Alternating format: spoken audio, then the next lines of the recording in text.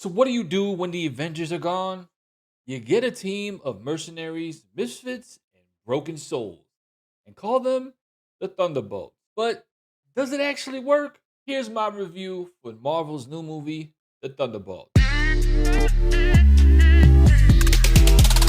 After finding themselves trapped in a deadly mission, this unconventional team of antiheroes has to confront the darkest corners of their past. There are no spoilers in this review, but there will be honesty and a bit of confusion, to be real. When I first saw the trailer for Thunderbolts, I thought this might be actually good. But every time I rewatched it, I started to get mixed feelings. Part of me thought it would just end up like every other MCU movie, and honestly, I was mostly wrong. Walking out of the theater, I genuinely didn't know how to feel. There were some good, some bad, and definitely some question marks. So let's break it down. Director Jake Schreier brings a dark, edgy tone to the film that honestly, it actually works. I described it as a dark comedy with serious super anti hero energy. From the very beginning, we're hit with haunting imagery tied to one of the main characters, and that mood actually sticks. Florence Pugh is so underrated, okay? It's actually kind of ridiculous. She's maybe one or two major roles away from absolute stardom. She brings real emotional depth to Yelena, the traumatized sister of Black Widow. And honestly, if you've seen her in Black Widow, you already know she's one of the best parts of that movie.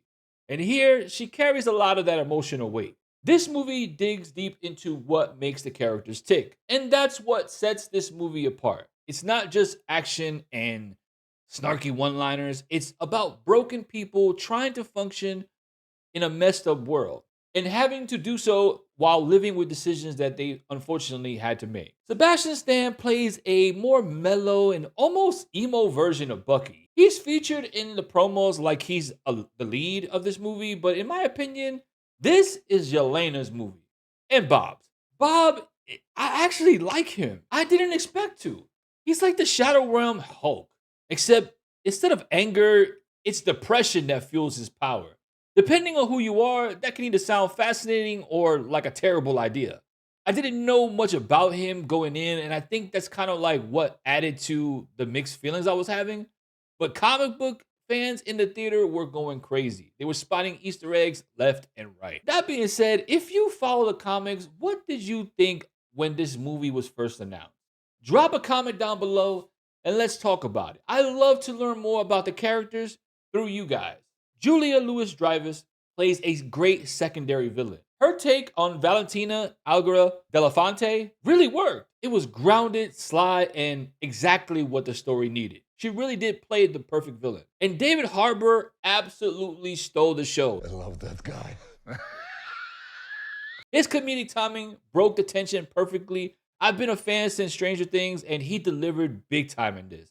Honestly, they need to give him his own movie. That being said, some of the jokes just really didn't land. It still suffers from that Disney slash Marvel writing where jokes are thrown in just to lighten the mood, even if they don't fit. Also, this movie feels like it caters heavily to deep cut comic book readers, not just folks who've seen the big movies.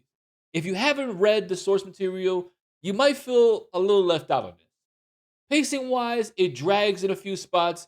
Some scenes run a little bit long, and while the action helps move the story, I found myself wanting just a little bit more of it.